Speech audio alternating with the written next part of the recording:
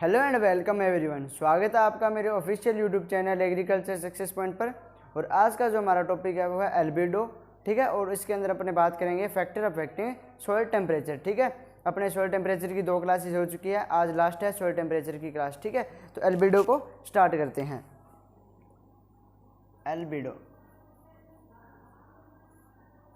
ठीक है, इसको हिंदी में क्या बोलते हैं? प्रकाशानुपात, शानुपात, ठीक है। क्या बोलते हैं? प्रकाशानुपात, ठीक है। एल्बिडो को हिंदी में बोलते हैं प्रकाशानुपात। एल्बिडो होता क्या है? देखिए, कोई वस्तु है, उसके द्वारा कितने प्रकाश को रिफ्लेक्ट किया जा रहा है, ठीक है। मान लो ये मेरे पास कोई वस्तु है, प्रकाश आ रहा है, अब ये वस्तु कितना रिफ्लेक्ट कर रही है ना, इसी को बोल देते हैं एल्बिडो। भी इसका एल्बिडो कितना है, ये कितने % जो है प्रकाश को रिफ्लेक्ट कर रही है, ठीक है। एल्बिडो की जो रेंज होती है ना, वो कितनी होती है? एल्बिडो की रेंज होती है 0 to 1, ठीक है। कितनी होती है? 0 to 1 होती है एल्बिडो की रेंज, ठीक है। एल्बिडो की डेफिनेशन क्या लिखेंगे? हिंदी में लिख देंगे कि किसी वस्तु के द्वारा प्रकाश को कितना रिफ्लेक्ट किया जा रहा है, उसी को बोलते हैं उसका एल्बिडो, ठीक है, उसका प्रकाशानुपात। इंग्लिश में क्या बोलेंगे? Fraction of incidental light which are reflect by soil surface. हम अपने सॉइल साइंस पढ़ रहे हैं तो सॉइल से रिलेटेड बात करेंगे, तो डेफिनेशन लिख लेते हैं। Fraction of incidental light which are या which is reflect by soil surface, ठीक है। फ्रैक्शन किसका? इंसिडेंटल लाइट और रिफ्लेक्टेड लाइट का फ्रैक्शन ही क्या कहलाता है? एल्बिडो कहलाता है। इसको अपने दूसरे तरीके से कैसे लिख सकते हैं, ठीक है, इसको फॉर्मूले टाइप भी लिख सकते हैं। रिफ्लेक्टेड लाइट, ठीक है, रिफ्लेक्टेड लाइट अपॉन में इंसिडेंटल लाइट,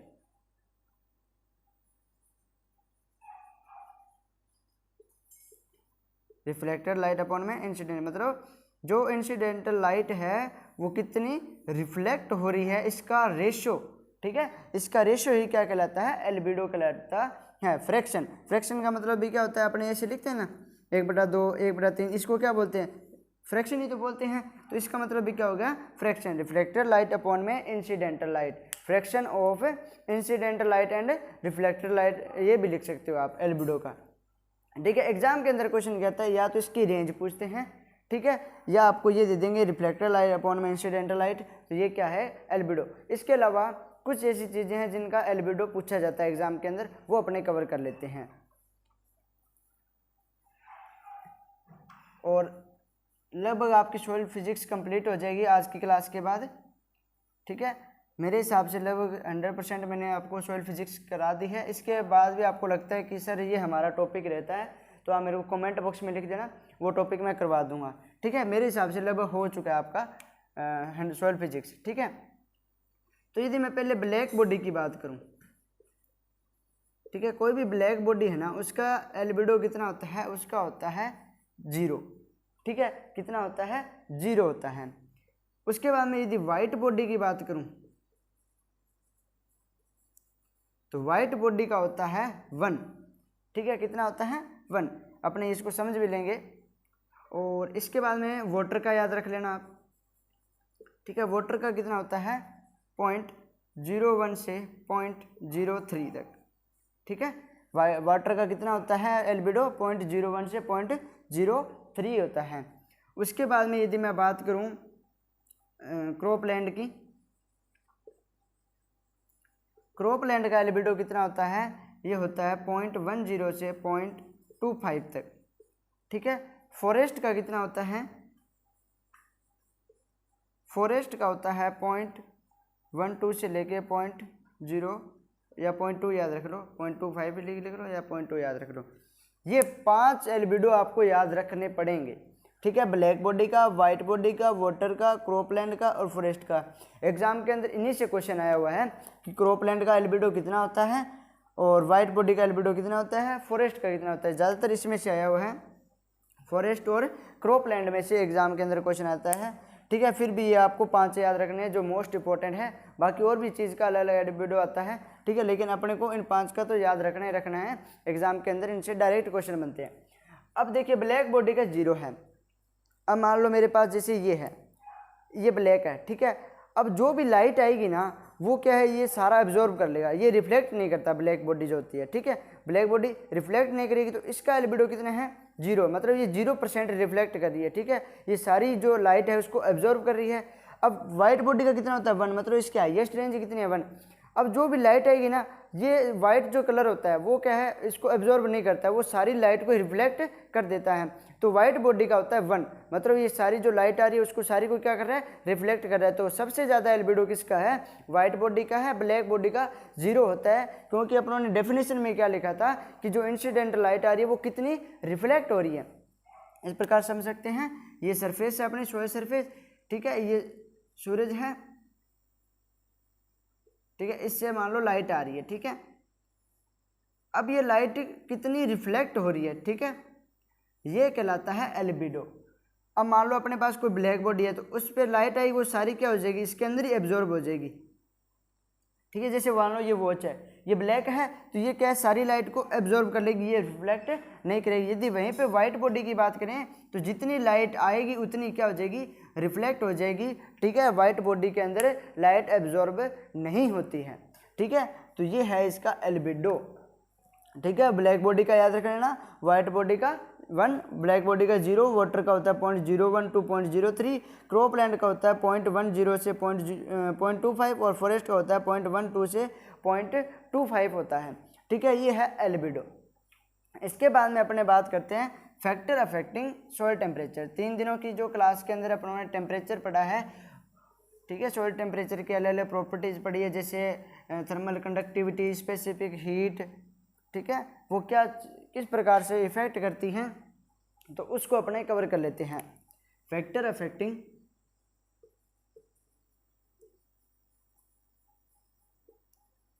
सॉइल टेम्परेचर।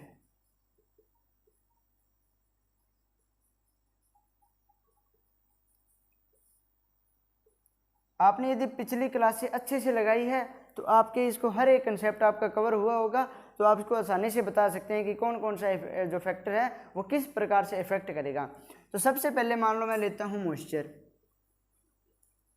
अब मॉइस्चर का तो आप बता ही सकते हो कि टेम्परेचर को किस प्रकार से इफेक्ट करेगा, ठीक है।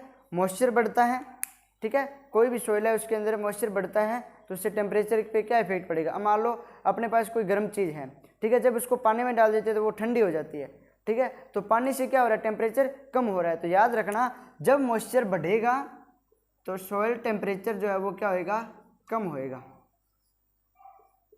ठीक है। मॉइस्चर बढ़ेगा, टेम्परेचर कम होएगा। सेकेंड नंबर पे यदि मैं बात करूं टेक्सचर की, टेक्सचर की बात करूं, लेकिन टेक्सचर से अपने पहले समझ लेते हैं पोरोसिटी को। जो फैक्टर होते हैं इनमें पोरोसिटी को समझ लेते हैं, तो अपने कॉम्पैक्टनेस हो गया, पडलिंग हो गया, टेक्सचर हो गया, ठीक है, स्ट्रक्चर हो गया, ये सारे समझ आते हैं। अब पोरोसिटी की बात करूं तो ये मेरे पास मान लो कोई सॉइल है,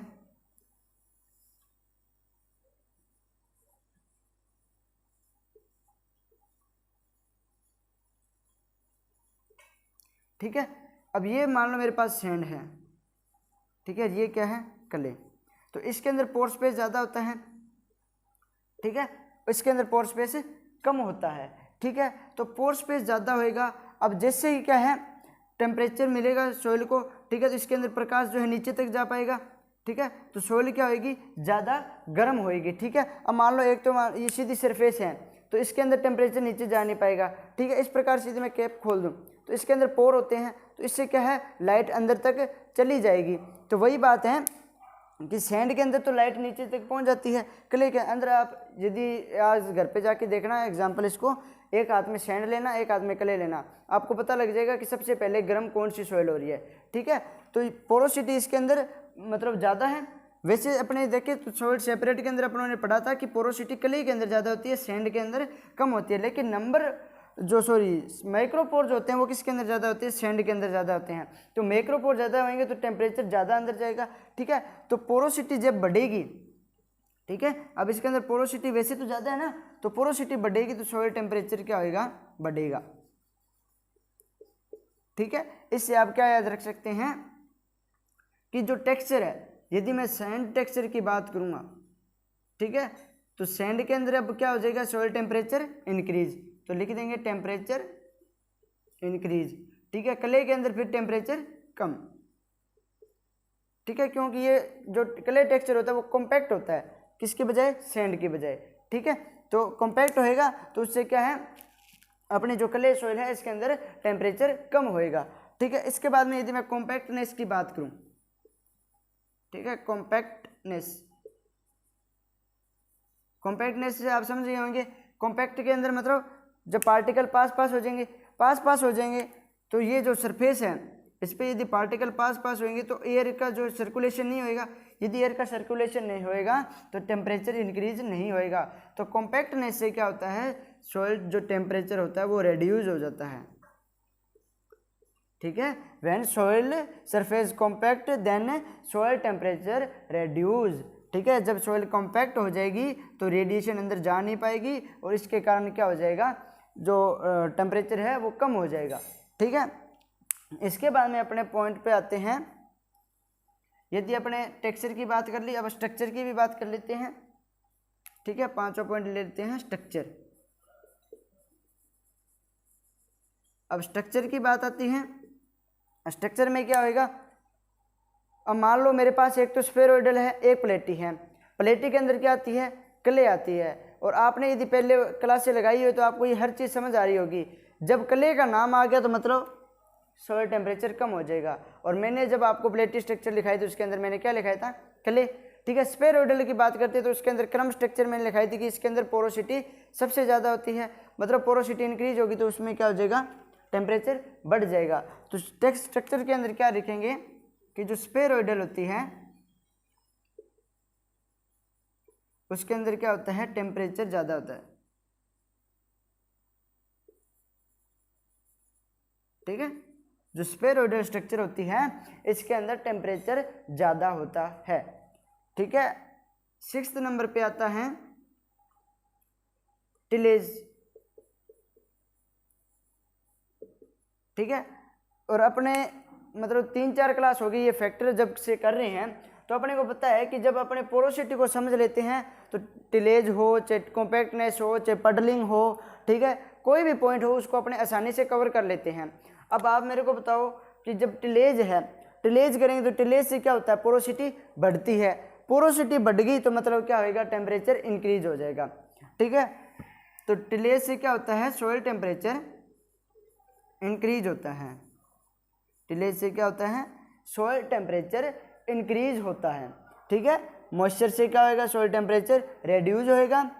टेक्सचर की बात करूं तो सैंड टेक्सचर का टेम्परेचर इंक्रीज होता है। अब देखिए एग्जाम के अंदर क्वेश्चन क्या आता है, सैंड लिखा हुआ नहीं आता है, वहाँ पे क्या आता है, कोर्सर लिखा होता है। और जब अपनों ने USDA चाहे वो ISSS था उसका क्लासिफिकेशन पढ़ा था तो सैंड के अपने 2 पार्ट पढ़े थे, कोस्चर सैंड, ठीक है, वेरी कोस्चर, फाइन, ठीक है। तो इस प्रकार से पढ़े थे ना, तो यहाँ पे यदि इसके ब्रैकेट में लिख लो कोर्सर, कोर्सर लिखा हुआ है तो मतलब समझेंगे कि टेम्परेचर बढ़ रहा है। यदि फाइन लिखा हुआ है, फाइन का मतलब क्या होता है, टेम्परेचर घट रहा है, ठीक है। फाइन पार्टिकल मतलब छोटे छोटे पार्टिकल, तो छोटे छोटे किसके होते हैं, क्ले के, क्योंकि इसका साइज कितना होता है, लेस देन 0.002 mm, ठीक है। अब इसके बाद में 6 पॉइंट हो गया अपने, टिलेज हो गया जिससे क्या होता है, सॉइल टेम्परेचर इंक्रीज होएगा क्योंकि पोरोसिटी बढ़ रही है। इसके बाद में अपने बात कर लेते हैं, 1-2 पॉइंट और कर लेते हैं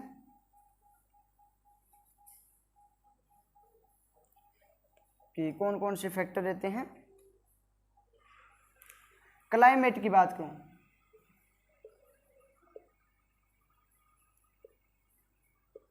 अब क्लाइमेट की बात करूं, एक होता है ट्रॉपिकल, ठीक है, एक होता है टेम्परेट, ठीक है। आपको पता है ट्रॉपिकल क्लाइमेट के अंदर टेम्परेचर क्या होता है, ज़्यादा होता है और ह्यूमिडिटी भी ज़्यादा होती है। तो ट्रॉपिकल के अंदर ह्यूमिडिटी और टेम्परेचर दोनों ज़्यादा होता है। तो ट्रॉपिकल के अंदर क्या हो जाएगा, ये हॉट क्लाइमेट, ठीक है, और टेम्परेचर के अंदर क्या होता है, कूल क्लाइमेट, ठीक है। एक चीज़ ये लिख लो साथ में कि इसके अंदर ह्यूमिडिटी भी ज़्यादा होती है और टेम्परेचर भी ज़्यादा होता है। टेम्परेट के अंदर क्या होता है, ह्यूमिडिटी ज़्यादा होती है और टेम्परेचर कम होता है। इस चीज़ को नोट कर लीजिए, ये है ह्यूमिडिटी, ये है टेम्परेचर, ठीक है, ये नोट कर लीजिए। कई बार एग्जाम के अंदर इनमें से कुछ क्वेश्चन पूछ लेते हैं कि टेम्परेचर, जो टेम्परेट क्लाइमेट है उसके अंदर ह्यूमिडिटी ज़्यादा होती है या कम, तो आप क्या बताएंगे, ज़्यादा होती है। और ट्रॉपिकल के अंदर टेम्परेचर और ह्यूमिडिटी दोनों ही ज़्यादा होती है। तो ये भी फैक्टर अफेक्ट कर रहा है कि यदि ट्रॉपिकल क्लाइमेट होएगा तो टेम्परेचर ज़्यादा होएगा, टेम्परेट क्लाइमेट होएगा तो जो टेम्परेचर है वो कम होएगा, ठीक है। जो ट्रॉपिकल क्लाइमेट है इसके अंदर कौन आता है, जो साउथ इंडिया है वो, और टेम्परेट के अंदर कौन आता है, नॉर्थ इंडिया, ठीक है। नॉर्थ इंडिया के अंदर जो है मॉइस्चर ज़्यादा होता है, टेम्परेचर कम होता है। इसके बाद में अपने फैक्टर ले लेते हैं, क्लाइमेट हो गया, कॉम्पैक्टनेस हो गया, पडलिंग भी देख लेते हैं। अब पडलिंग से भी क्या है, सॉइल कॉम्पैक्ट हो रही है, एरेशन कम हो रहा है, तो पडलिंग से भी क्या होता है, सॉइल टेम्परेचर रिड्यूस होता है, ठीक है, क्योंकि इसमें क्या हो जाता है, सॉइल कॉम्पैक्ट हो जाती है, ठीक है। ये अपने लगभग 8 पॉइंट हो गए, ठीक है। 1-2 पॉइंट और हैं, वो आप मतलब जिस प्रकार से आएंगे तो उस प्रकार समझ सकते हैं कि मान लो अब जैसे क्लाइमेट था, अपने को बताया कि ट्रॉपिकल के अंदर टेम्परेचर ज़्यादा रहता है, ठीक है। यदि पडलिंग की बात करूं तो पडलिंग से क्या होता है, सॉइल कॉम्पैक्ट हो रही है, जब सॉइल कॉम्पैक्ट हो जाएगी उसके अंदर एरेशन ही नहीं रहेगा, तो उसका मतलब क्या है, सॉइल टेम्परेचर उसके अंदर कम हो रहा है, ठीक है। और एक मैंने आपको लिखाना भूल गया था, जब अपनों ने थर्मल कंडक्टिविटी की थी ना, शायद कल की क्लास है, कल की क्लास में नहीं, परसों की क्लास में अपनों ने किया था थर्मल कंडक्टिविटी, ठीक है। तो उसके अंदर मैंने आपको उसका वो नहीं लिखाया था, सैंड सिल्ट क्ले के अंदर किस प्रकार से उसका ऑर्डर होता है। तो थर्मल कंडक्टिविटी के अंदर वो ऑर्डर लिख लेना कि जो सैंड सॉइल होती है उसकी थर्मल कंडक्टिविटी ज़्यादा होती है, सिल्ट की उससे कम, और क्ले की उससे कम, क्योंकि इनसे एग्जाम में क्वेश्चन आते हैं ऑर्डर से। और उस टाइम मेरे को ध्यान नहीं दिया, कल मैं वो क्लास को देख रहा था तो उस टाइम मेरे को पता चला कि इसमें लिखाया नहीं है। तो थर्मल कंडक्टिविटी का ये ऑर्डर लिख लेना कि सैंड जो सॉइल है उसके अंदर ज़्यादा होती है, सिल्ट के अंदर कम, और क्ले के अंदर थर्मल कंडक्टिविटी ज़्यादा होती है। इसके बाद 2-3 क्वेश्चन कर लेते हैं, और आज आपकी सॉइल फिजिक्स बिल्कुल कंप्लीट हो चुकी है 100% मेरी तरफ से। और आपको लगता है कि हमारा ये टॉपिक रहता है तो मेरे को बता देना, कमेंट में लिख देना कि कौन सा रहता है, बाकी लगभग 100% कंप्लीट है। अब यदि मैं आपसे पूछूं जो स्पेसिफिक हीट है या विशिष्ट ऊष्मा है उसकी यूनिट क्या होती है, तो आप बता सकते हैं ना, क्या होती है, कैलोरी पर ग्राम पर डिग्री सेल्सियस, ठीक है, कैलोरी पर ग्राम पर डिग्री सेल्सियस इसकी यूनिट होती है। उसके बाद में यदि मैं बात करूं कि जो ट्रांसमिशन होता है हीट का, ठीक है, उसका डोमिनेंट फैक्टर कौन सा है या डोमिनेंट मेथड कौन सा है, तो आप बता सकते हैं कंडक्शन, कन्वेंशन और रेडिएशन में से कौन सा है डोमिनेंट, कंडक्शन, ठीक है, क्या है, कंडक्शन इसका आंसर है। डोमिनेंट मेथड कौन सा हीट ट्रांसमिशन का, तो कंडक्शन है, कल मैंने इसके अंदर आपको ये पॉइंट लिखाया था। उसके बाद में यदि मैं बात करूं, थर्ड क्वेश्चन की बात करूं, तो थर्मल कंडक्टिविटी है, इसकी यूनिट क्या होती है, तो थर्मल कंडक्टिविटी की यूनिट होती है कैलोरी पर सेकेंड पर सेंटीमीटर स्क्वायर पर डिग्री सेल्सियस, ठीक है, ये यूनिट लिखाई थी मैंने, कैलोरी पर सेकेंड पर सेंटीमीटर स्क्वायर पर डिग्री सेल्सियस होती है। फोर्थ क्वेश्चन यदि मैं पूछूं, और ये एग्जाम के अंदर आई हुए हैं क्वेश्चन, स्पेसिफिक हीट की यूनिट पूछी हुई है, थर्मल कंडक्टिविटी की यूनिट पूछी हुई है, और डोमिनेंट फैक्टर वो मेथड पूछा हुआ है हीट ट्रांसमिशन का, तो कौन सा होता है, कंडक्शन होता है, क्योंकि इसके अंदर जो है सॉलिड पार्टिकल से हीट का ट्रांसमिशन होता है, ठीक है। उसके बाद में यदि फोर्थ क्वेश्चन की बात करें, तो फोर्थ क्वेश्चन मैं आपके सामने लिख रहा हूँ, जो थर्मल डिफ्यूजिविटी है उसकी यूनिट क्या होती है, ठीक है, थर्मल जो डिफ्यूजिविटी है उसकी यूनिट क्या होती है, तो उसकी होती है कैलोरी पर सेकेंड, क्या होती है, कैलोरी पर सेकेंड होती है। इसके बाद में मान लो आपसे क्वेश्चन पूछा जाए, ठीक है, मैं लिख देता हूँ, ठीक है। 5वां क्वेश्चन आपसे पूछा जाए कि जो स्पेसिफिक हीट होती है, ठीक है, उसके डेफिनेशन यदि आपको दे दी जाए तो आप बता सकते हैं ना कि स्पेसिफिक हीट क्या होती है, हीट कैपेसिटी क्या होती है, ठीक है, और थर्मल कंडक्टिविटी क्या होती है। यदि मान लो मैंने 1 ग्राम सोइल का बढ़ाना है, ठीक है, 1 ग्राम सोइल है, उसका 1 डिग्री सेल्सियस टेम्परेचर बढ़ाना है, तो उसके लिए जो हीट की रिक्वायरमेंट है वो उसको क्या बोलेंगे, स्पेसिफिक हीट बोलेंगे, हीट कैपेसिटी बोलेंगे, थर्मल कंडक्टिविटी बोलेंगे, थर्मल डिफ्यूजिविटी बोलेंगे। तो आंसर क्या रहेगा आपका, स्पेसिफिक हीट, ठीक है। 1 ग्राम के लिए अपने जो यूज करते हुए है स्पेसिफिक हीट, ठीक है। और यदि यूनिट मास की बात आ जाएगी तो हीट कैपेसिटी, ठीक है। तो ये आज का लेक्चर था एल्बिडो, जहाँ से एग्जाम के अंदर क्वेश्चन बहुत बनते हैं। और फैक्टर अफेक्टिंग जो सॉइल टेम्परेचर था, ये थ्योरी एग्जाम के अंदर भी इंपॉर्टेंट है और कई बार एग्जाम के अंदर से डायरेक्ट क्वेश्चन बन जाते हैं, जैसे पोरोसिटी क्या इफेक्ट करेगी, ठीक है, मॉइस्चर क्या इफेक्ट करेगा, ठीक है। हाँ, ज़्यादातर क्वेश्चन पूछे जाते हैं सॉइल टेक्सचर और स्ट्रक्चर में से कि ये किस प्रकार से इफेक्ट करेंगे, ठीक है, क्योंकि स्टूडेंट यहाँ पे कन्फ्यूजन बहुत होते हैं। अब देखो अपनी सॉइल फिजिक्स कंप्लीट हो चुकी है, इसके बाद पेडोलॉजी और केमिस्ट्री रहती है, ठीक है। क्या, एक तो पेडोलॉजी और एक रहती है केमिस्ट्री, सॉइल केमिस्ट्री, और एक रहता है सॉइल्स ऑफ इंडिया, वो अलग टॉपिक है, उसके अंदर से बहुत क्वेश्चन बनते हैं। तो पेडोलॉजी को स्टार्ट करने से पहले आपका एक बहुत ही इंपॉर्टेंट टॉपिक है सॉइल साइंस का, वो है न्यूट्रिएंट्स, ठीक है। कौन सा टॉपिक है, न्यूट्रिएंट्स। और ये आपका ही नहीं है बल्कि 10th क्लास से स्टार्ट हो जाता है ये, ठीक है। न्यूट्रिएंट टॉपिक 10th क्लास से स्टार्ट हो जाता है, 10th 11th 9th के अंदर भी आता है, 12th में भी ये क्वेश्चन आपके जो साइंस फील्ड है उसके अंदर रहते हैं न्यूट्रिएंट्स के क्वेश्चन। थ्योरी एग्जाम बीएससी कर लो आप, उसके अंदर है, कंपटीशन एग्जाम देख लो, और न्यूट्रिएंट्स से तो कम से कम 1000 क्वेश्चन बना लो चाहिए, ठीक है। यदि मैं आपको 500 क्वेश्चन दूंगा तो 500 आप बना सकते हैं, ठीक है, क्योंकि उसके अंदर वर्क बहुत दिए जाते हैं, नाइट्रोजन के लगभग 7-8 वर्क हैं, ठीक है। तो उनसे एक क्वेश्चन बना लो चाहिए, ठीक है, और एग्जाम के अंदर इन वर्क से बहुत क्वेश्चन आते हैं। तो न्यूट्रिएंट टॉपिक है, ये लगभग 5 या 6 क्लास का है, इसको अपने बढ़िया तरीके से करेंगे। तो कल से अपना न्यूट्रिएंट टॉपिक स्टार्ट हो रहे हैं, ठीक है। और यदि आप मेरे चैनल पे नए हैं तो चैनल को सब्सक्राइब कर लेना और बेल आइकन को दबा देना, ताकि मेरी हर वीडियो का नोटिफिकेशन आपको मिल सके। और वीडियो को लाइक करना और शेयर भी करना। Thank you.